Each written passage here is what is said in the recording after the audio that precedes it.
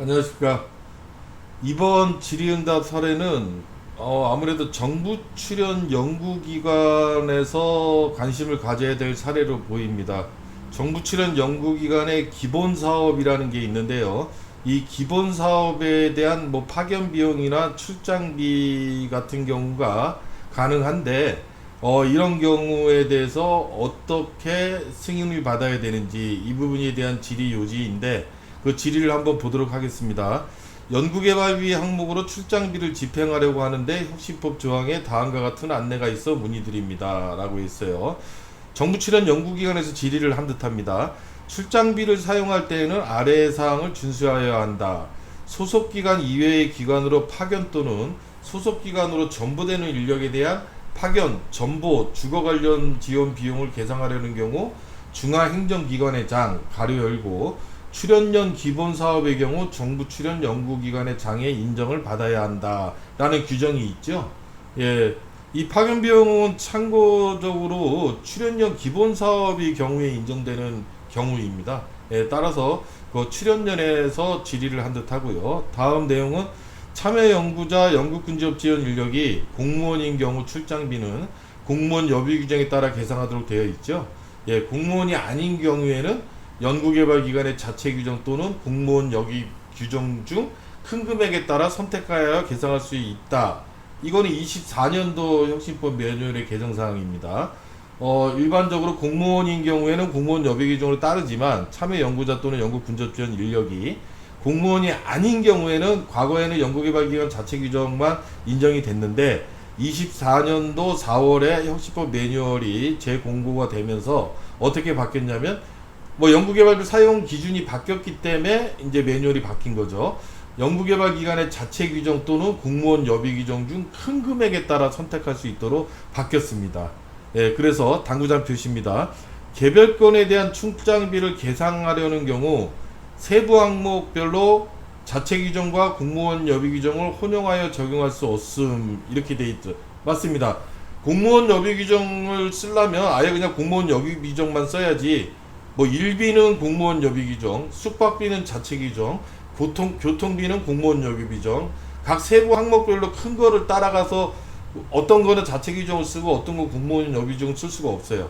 여비에 대해서 출장비에 대해서 아예 자체 규정을 쓰든지 아예 공무원 여비 규정을 쓰든지 이 내용입니다. 혼용할 수 없다라는 내용이에요. 자, 그리고 출장비 관계기관에서 식대 또는 식사를 제공하는 경우는 출장비에서 정액급으로 지급하는 식비는 이중계상이니까 이중을 지급할 수 없다. 그리고 국외 출장비는 출장 계획서 및 출장 결과 보고서를 갖춰야 된다. 라고 혁신법 매뉴얼에 있는 내용을 자세하게 써준 겁니다. 본격적인 문의 내용은 뭐냐면 과제 번호를 써줬고요. 해당 과제는 출연연의 기본 사업으로 정부 출연 연구기관의 인정을 받아야 하는지 아니면 중앙행정기관의 장의 인정을 받아야 하는지 문의드립니다. 해당 절차와 품위와 과제비 사용이 동시에 진행되는지도 문의드립니다.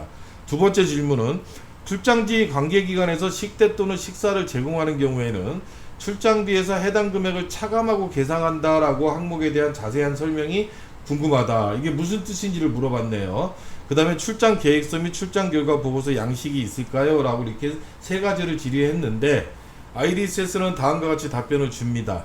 자, 선생님의 질의는 출연연 기본 사업으로 파견 비용을 사용하는 경우 인정 절차와 회의 식비와 출장비 식비의 중복 계상 불가 기준에 관한 교수로 이해합니다. 정확하게 이해를 했네요. 자, 문의사항에 대한 답변입니다.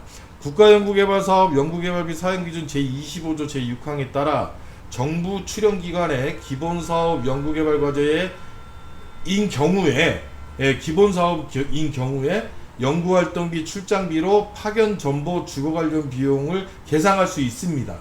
예, 정부 출연 연구기관의 기본사업인 경우에는.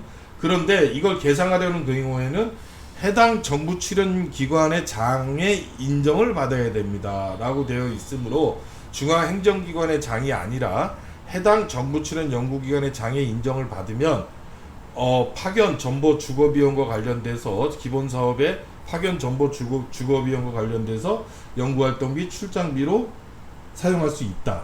근데 중앙행정기관의 장이 아니라 정부 출연 연구, 그러니까 출연연 기관의 장의 인정만 받으면 된다 라는 게 답변 내용이고요. 자, 두 번째 질문은 이제 식비하고 출장비에서 정액으로 지급한 식비와 출장지에서 뭐 식사를 제공하는 경우에 중복 계산 가능한지가 질문 요지였죠. 답변은요. 국가연구개발사업 연구개발비 사용기준 제25조 제7항과 관련하여 취지를 말씀드리겠습니다. 라고 설명을 해주네요. 출장지에서 제공되는 식대 또는 식사는 연구개발기관의 자체 규정에 따른 출장비 식비 계산액과 중복성이 있으므로 불필요한 출장비 식비가 계산되지 않도록 해당 금액을 차감하고 계산해야 하는 것입니다. 라는 내용은 뭐냐면 많이 발생되는 사례가 이게 바로 학회 같은 데 참석했을 때예요. 학회를 참석하면 학회 참가비도 인정을 해주고 학회에 참석하기 동안 발생되는 여비를 출장비로 인정을 해주는데, 문제는 학회에 참석을 했는데 그 학회에서 식사를 제공하는 경우예요. 그 학회에서 식사를 제공하는 경우에 점심을 제공을 하는데도 불구하고 학회를 참석할 때 여비로 출장비로 식비를 추가적으로 또 계산이 가능한지, 이 부분이 주요 사례인데, 이런 경우에는 출장비에서 식비는 차감을 해야 된다는 겁니다. 학회에서 제공을 하기 때문에. 예, 그 얘기입니다. 자, 그 다음에 이제 출장 계획서 및 출장 결과 보고서. 출장 결과 보고서는 국외 출장인 경우에 출장 결과 보고서가 필수 증빙이죠. 이 국외 출장 결과 보고서는 양식이 별도 있지를 않습니다. 이거는 연구기관의 자체 양식에 따라서 작성을 하면 되는데, 이 국외 출장 결과 보고서가 왜 필수 증빙이냐면, 이 국외 출장 간 내용에 해당 과제와 직접적으로 연관된 출장임을 확인하기 위해서 국외 출장 기간 동안 일자별로 어떠한 액티비티를 했는지, 어디를 방문해서 어떠한 활동을 했는지를 알고자 하는 겁니다. 만약에 출장을 7일 동안 갔는데 1일, 2일, 3일, 4일까지는 이 출장 결과 보고서에 어떠한 행동했는지, 어디를 방문했는지가 정확하게 나와 있는데, 만약에 5일차, 6일차가 빠져 있어요. 이런 경우에는 5일차, 6일차는 해당 과제와 직접적인 연관으로 인한 출장 활동을 했는지에 대한 합리적 의심 대상이 되는 겁니다. 예, 따라서 출장 결과 보고서를 작성하실 때는 출장 기간 동안 출국일로부터 귀국일까지 출장 기간에 해당되는 기간 동안 일정별로 어떠한 행동을 했는지를 작성하시면 된다라는 내용입니다. 이상 질의응답 해설을 마치도록 하겠습니다.